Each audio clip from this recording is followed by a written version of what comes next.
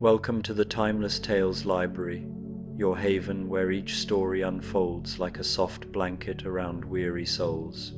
I'm Oliver, here to shepherd you through tonight's calming narrative, a tale woven to still your racing thoughts and carry you tenderly into dreams. The Timeless Tales Library flourishes because of cherished listeners like you.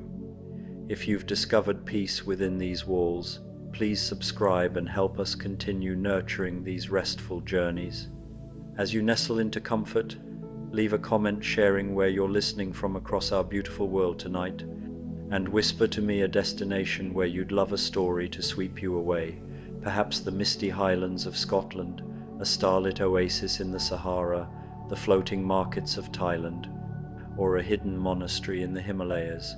Your wandering hearts fuel the magic that keeps our treasured library alive and glowing. A story from the Dracula Sleep Stories collection. Join Mina Murray as she tends to her moonlit garden sanctuary, where night-blooming flowers hold ancient secrets and gentle shadows dance with starlight. In this soothing tale, discover how, even in a world touched by mystery, peace can be found in the simple rituals of caring for growing things. Now, take a slow, quiet breath. You are walking into a special place within the Timeless Tales Library, where the books have no words. This is the Library of Silent Stories, where every volume is filled with pictures, feelings, and the quiet music of imagination. Here, there are no noisy distractions, just the peaceful narrative of images and the serene feeling of a story without sound. Let your body melt into your bed, your private reading nook in this silent, peaceful hall. Release any tension in your legs, arms, and neck.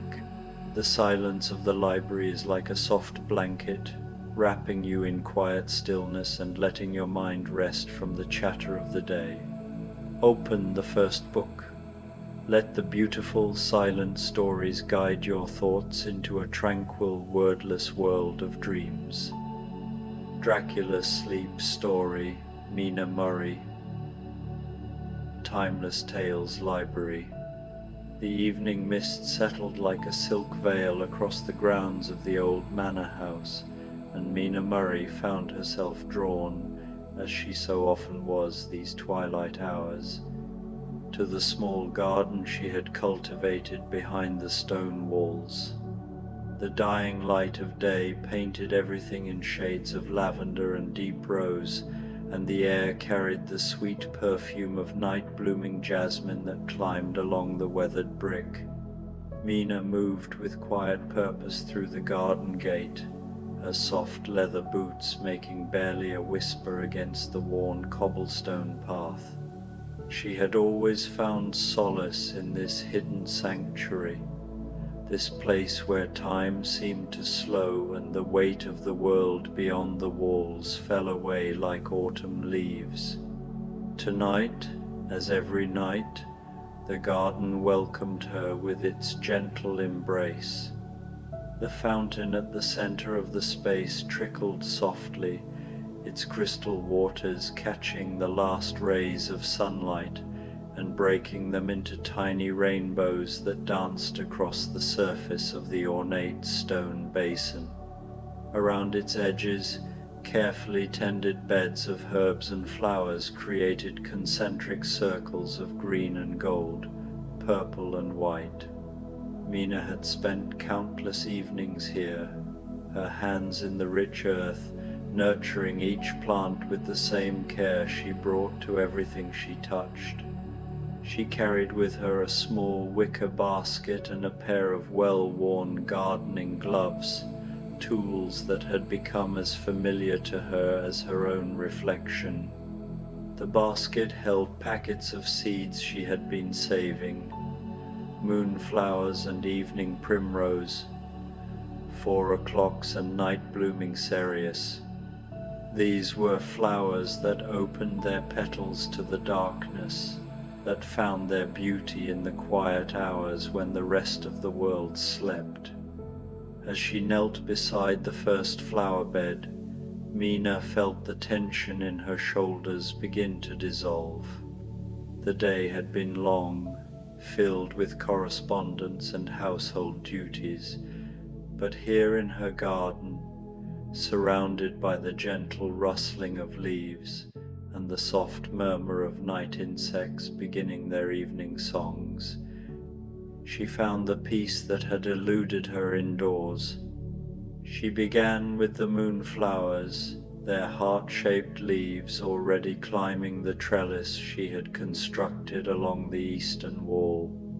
These remarkable blooms would open only in darkness, their white petals unfurling like silk scarves in slow, hypnotic spirals. Mina had always been fascinated by their nocturnal nature, the way they seemed to understand secrets that daylight flowers never learned. With careful fingers she loosened the soil around their base, adding handfuls of rich compost she had been nurturing in the corner of the garden. The earth felt cool and alive beneath her hands, teeming with the invisible life that would feed her plants through the long months ahead. She worked slowly, methodically, allowing her mind to drift with the rhythm of her movements. The sky above continued its slow transformation from dusky rose to deep violet, and the first stars began to appear like scattered diamonds against the darkening canvas. Mina paused in her work to look up, finding comfort in the familiar constellations that had watched over countless generations of gardeners before her. The North Star hung steady and bright, a beacon of constancy in an ever-changing world. As she moved to the next bed, where her evening primrose grew in neat rows, Mina noticed movement in the shadows near the garden wall. She felt no alarm. This garden had always attracted its share of nocturnal visitors. A family of hedgehogs had made their home in the woodpile by the garden shed, and she often glimpsed them foraging among the plants in the early evening hours. Tonight, however, the shadow that caught her attention seemed different, more deliberate in its movement. As her eyes adjusted to the growing darkness, she could make out the silhouette of a figure standing just beyond the garden gate. The presence felt neither threatening nor intrusive, but rather like that of a fellow admirer drawn to the beauty of her nighttime sanctuary. "Good evening," she called softly, her voice carrying easily across the still air. "You're welcome to come closer if you'd like to see the garden." The figure moved forward with fluid grace, and Mina could see now that it was a tall man in a dark coat, his face pale in the starlight. There was something timeless about his appearance, as if he had stepped from the pages of an old portrait, but his manner was gentle and respectful as he approached the garden gate. "I hope I'm not intruding," he said, his voice carrying a slight accent that spoke of distant lands and old-world courtesy. "I was walking past and couldn't help but notice the remarkable beauty of your garden.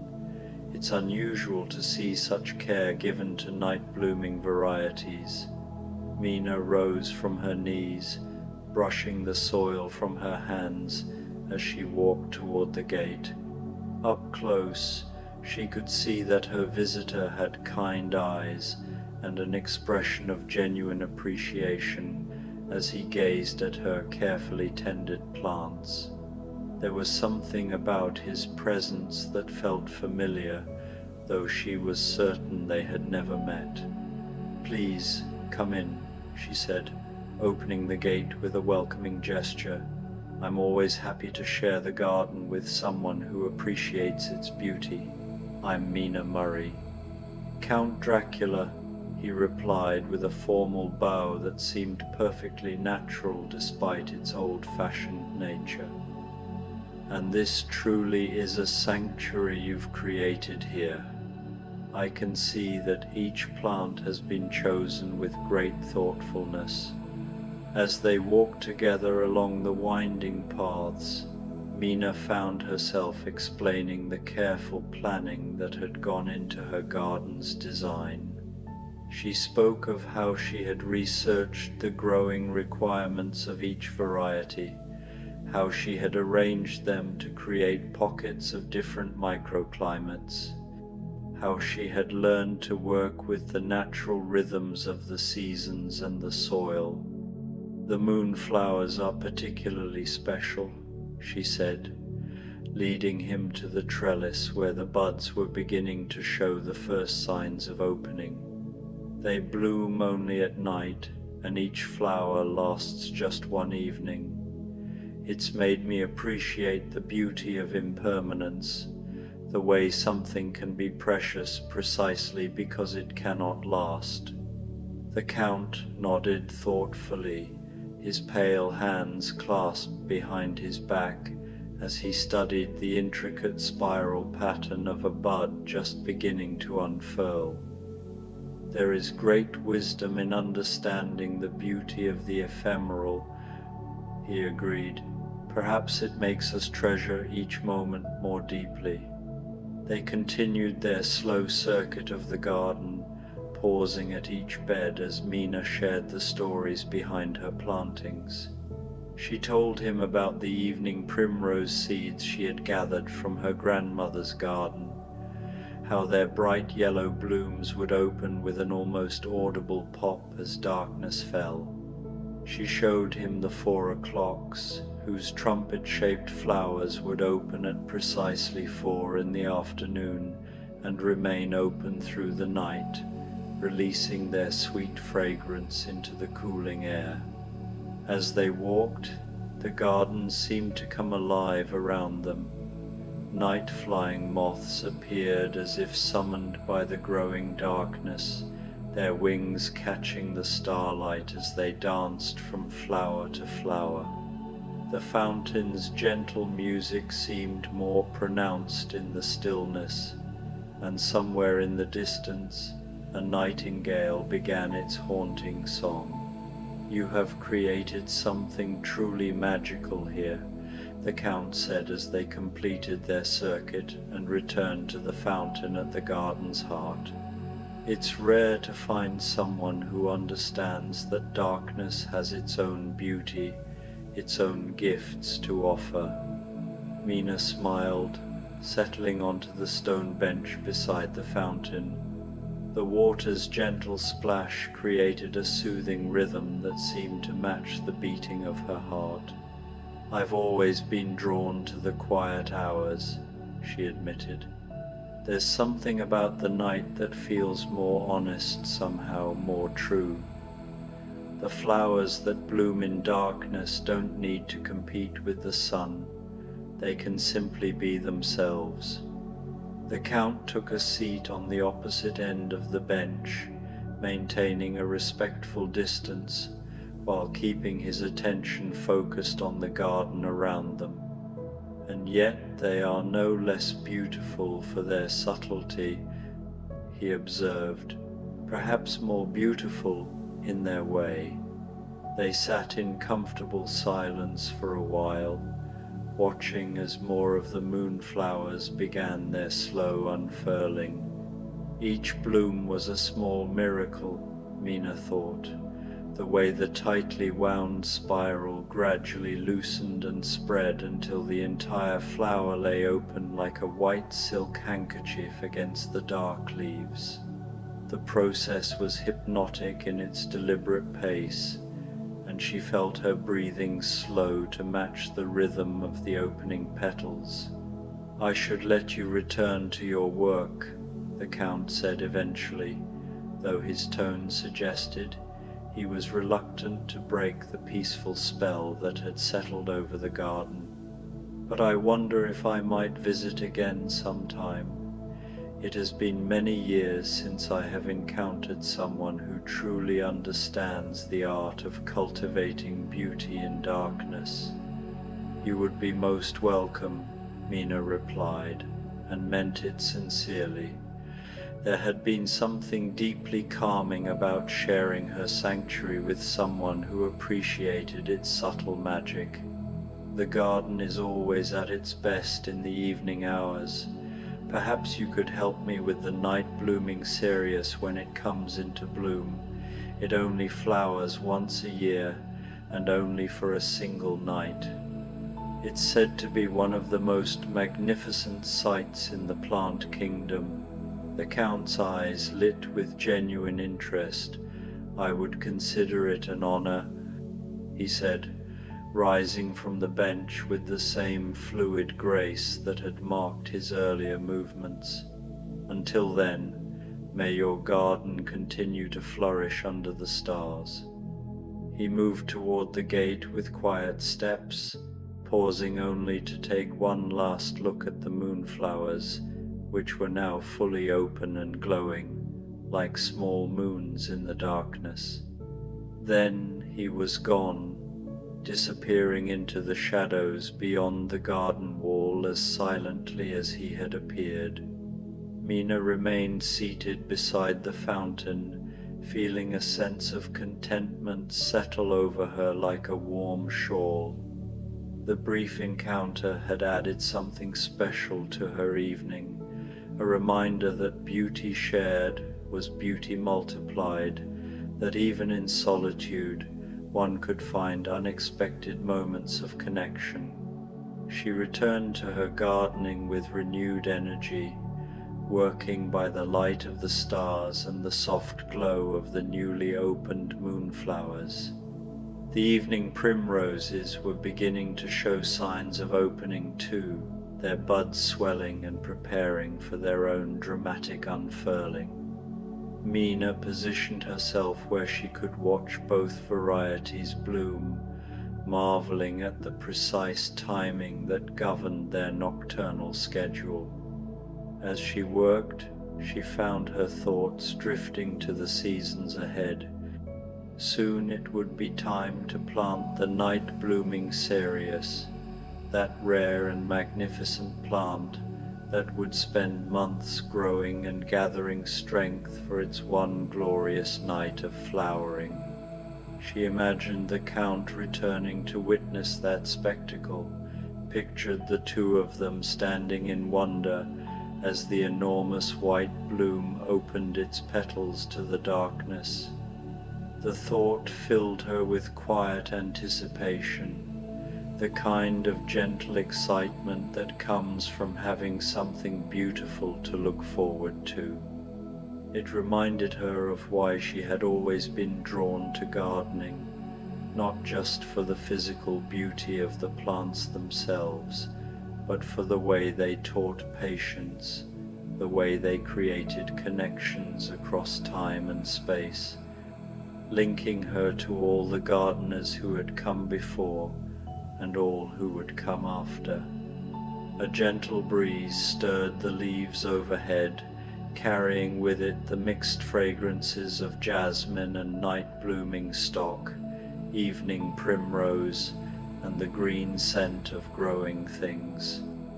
Mina closed her eyes and breathed deeply, letting the perfumed air fill her lungs and the peaceful sounds of the night garden wash over her. When she opened her eyes again, she noticed that a few more evening primroses had begun to open, their bright yellow petals catching what starlight filtered through the leaves. The sight filled her with the same quiet joy she felt every evening, watching her careful tending bear fruit in these moments of perfect beauty. She finished her work slowly, taking time to water each bed with the gentle spray attachment she had fitted to her copper watering can. The water caught the starlight as it fell, creating brief moments of sparkle in the darkness. The plants seemed to sigh with contentment as the moisture reached their roots, and Mina felt a corresponding sense of satisfaction at having provided for their needs. As she gathered her tools and prepared to return to the house, Mina took one last look around her sanctuary. The moonflowers glowed like white stars against their dark trellis. The evening primroses scattered golden light among their green leaves, and the fountain continued its eternal song in the garden's heart. Everything was exactly as it should be, peaceful and perfect and complete. She closed the garden gate behind her with a soft click, but she knew she would be back tomorrow evening, and the evening after that, and all the evenings to come. This was her ritual, her meditation, her way of staying connected to the deeper rhythms of life that so often got lost in the hurry of daily existence. The walk back to the house was short, but she took it slowly, savoring the lingering fragrance of night-blooming flowers that clung to her clothes and hair.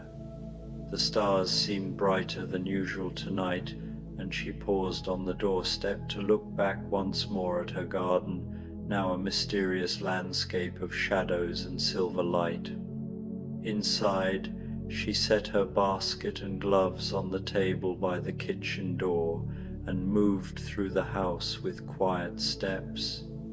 Her evening's work had left her with the deep, satisfying tiredness that comes from time spent in communion with growing things. She felt grounded and peaceful, ready for whatever dreams the night might bring.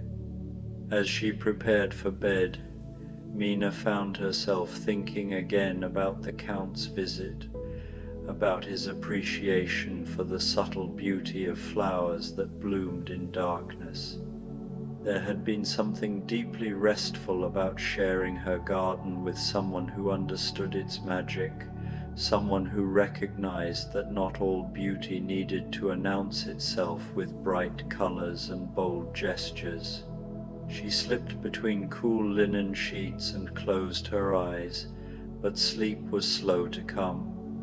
Not because she was restless or anxious, but because she felt so completely at peace that she wanted to savor the feeling a while longer. The memory of the evening's work, the satisfaction of tending her plants, the quiet pleasure of an unexpected visitor who had truly seen and appreciated what she had created. All of these combined to create a sense of deep contentment that was almost too precious to surrender to sleep. Eventually, though, the rhythm of her breathing slowed and deepened, matching the gentle pace of the fountain in her garden, the slow unfurling of moonflower petals, the eternal dance of earth and water, seed and soil. Her last conscious thought was of tomorrow evening's garden work, of the new seedlings that would soon emerge from the seeds she had planted, of all the nights of quiet beauty that lay ahead. But before sleep could claim her completely, a gentle sound drew her attention back to the waking world. Through her bedroom window, which she always left open to catch the night breeze, came the soft chiming of the small silver bells she had hung in her garden. The bells were so delicately tuned that only the gentlest movement of air could set them singing, and their music served as a bridge between her indoor rest and the continuing life of her nocturnal sanctuary. Mina rose from her bed and moved to the window, drawn by the ethereal melody. From her second-story vantage point, she could see her garden spread below like a living tapestry woven from moonlight and shadow. The white blooms of her moonflowers seemed to glow with their own inner light, while the golden evening primroses created warm pools of color in the silvery landscape. She noticed that the Count had returned, though she had not heard his approach. He stood near the night-blooming cereus, which she had planted just that spring, and which would not flower for several seasons yet. His stillness was complete, like that of a marble statue, and she could see that he was studying the plant with the intense focus of someone who understood the patience required to nurture something rare and precious. Rather than feeling intruded upon, Mina felt a warm sense of companionship. Here was someone else who could not sleep while such beauty waited in the darkness, someone who understood that some of life's most profound moments happened when the rest of the world was dreaming. She wrapped a soft shawl around her shoulders and made her way quietly down the stairs and back to the garden. The night air was cooler now, carrying with it the scent of dew forming on leaves and petals. The Count turned as she approached, his pale face showing no surprise at her reappearance, as if he had somehow known she would return. "I hope you don't mind," he said softly, his voice barely above a whisper. "I found I could not sleep, knowing that such beauty was blooming unwatched. It seemed a waste of wonder." "Not at all," Mina replied, settling onto the bench beside the fountain. "I felt the same pull. There's something about a garden at night that makes indoor walls feel like barriers to magic." They sat together in comfortable silence, watching the subtle drama of the nocturnal garden unfold around them. A family of barn owls had taken up residence in the old oak tree that shaded the garden's northern corner, and their soft calls created a gentle counterpoint to the fountain's music. Somewhere in the distance, a church bell tolled midnight, its deep bronze voice carrying across the sleeping countryside. "Tell me about the cereus," the Count said, his eyes returning to the young plant that would someday produce one of nature's most spectacular displays. "How did you come to choose such a rare specimen for your garden?" Mina smiled, remembering the day she had first learned about the night-blooming cereus. "My great-aunt was a botanist," she began, her voice taking on the dreamy quality that comes with late-night storytelling. She traveled extensively in her youth, collecting seeds and cuttings from gardens around the world. She told me once that the cereus taught her the most important lesson of her life, that some things are worth waiting for, no matter how long the wait might be.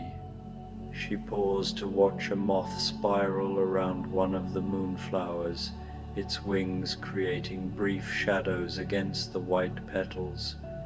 She said that when the cereus finally bloomed, after years of careful tending, the sight was so magnificent that it made every day of waiting seem like a gift rather than a burden. She gave me the seeds before she passed away, along with her journals detailing exactly how to care for them. The Count nodded slowly, his expression thoughtful. "Your great-aunt sounds like a woman of great wisdom.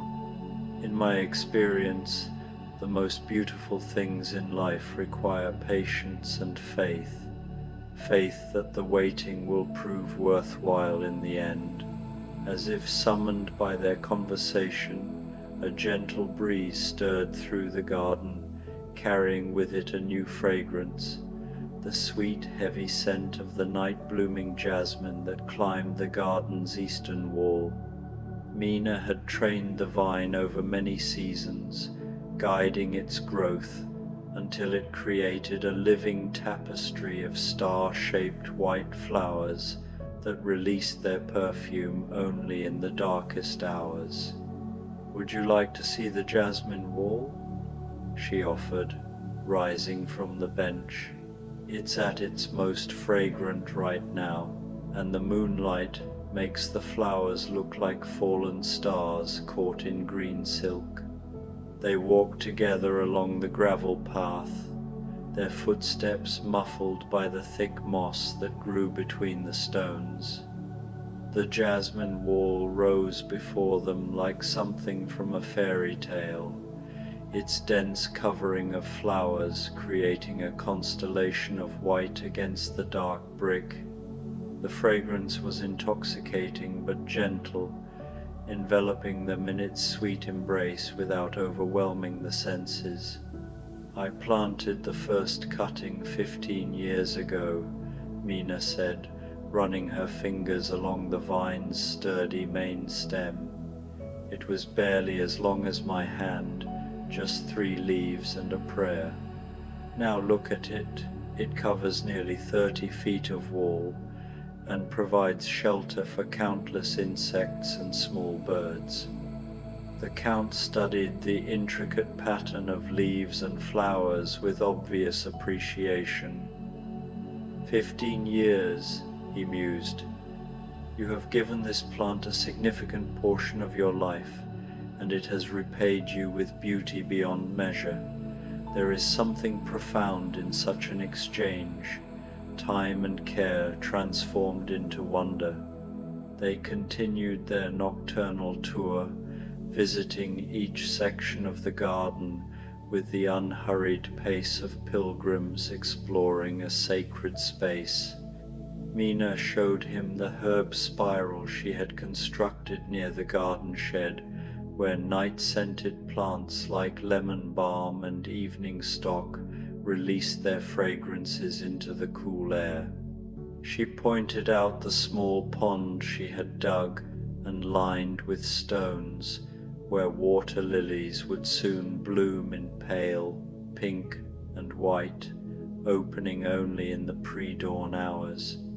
"Each plant has taught me something different," she reflected as they paused beside a bed of 4 o'clocks whose trumpet-shaped flowers had opened precisely at sunset and would remain open until dawn. "The 4 o'clocks taught me about punctuality and rhythm. The moonflowers showed me that some beauty can only exist in darkness. The jasmine demonstrated the power of patience and slow growth." The Count listened with the deep attention of someone who understood that gardens were more than collections of plants. They were living libraries of wisdom, outdoor classrooms where the natural world shared its secrets with those patient enough to observe and learn.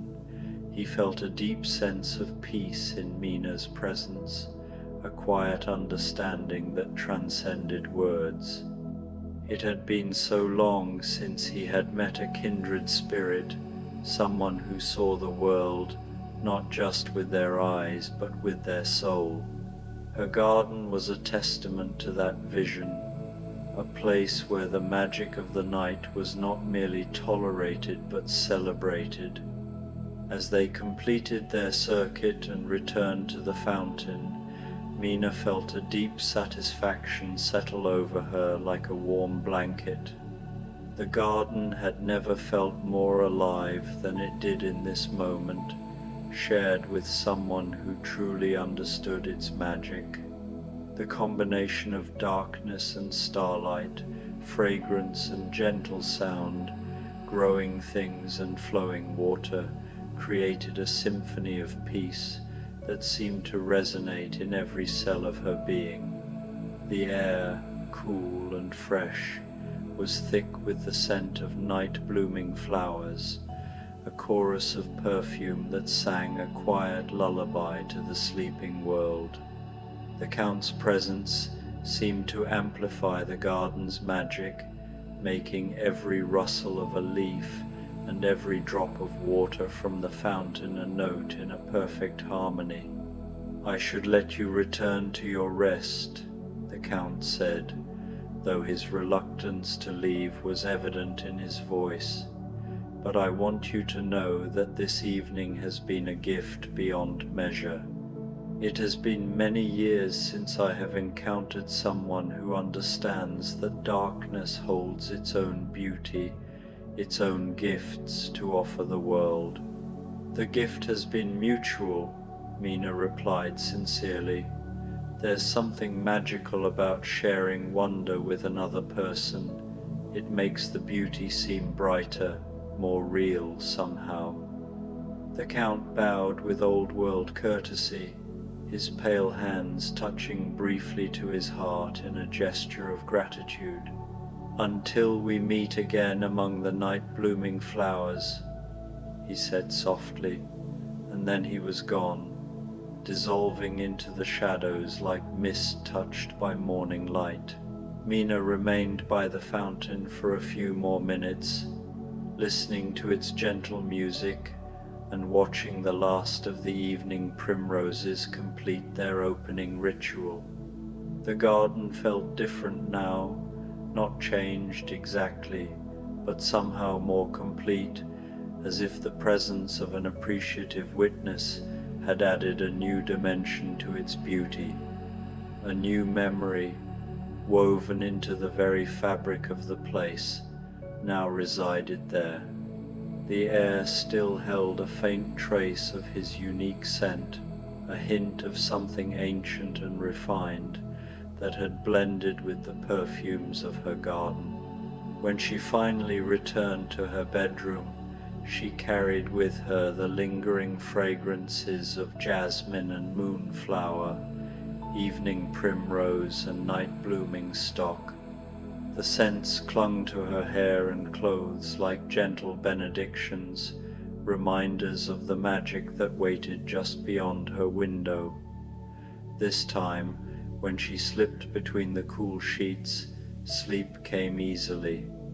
Her mind held no worries or anxious thoughts, only the peaceful certainty that her garden would continue its quiet work through the night, that the flowers she had planted with such care would bloom in their appointed seasons, that beauty would persist in darkness as it always had, as it always would.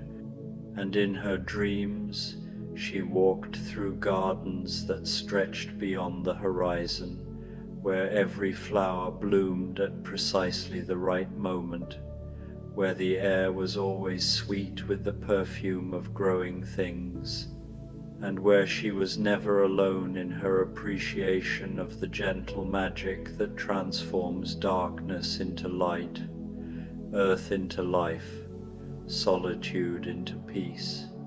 In her dreams, the night-blooming cereus was finally ready to flower, and she stood beside the Count in wonder as its enormous white bloom unfurled like a star falling slowly toward earth.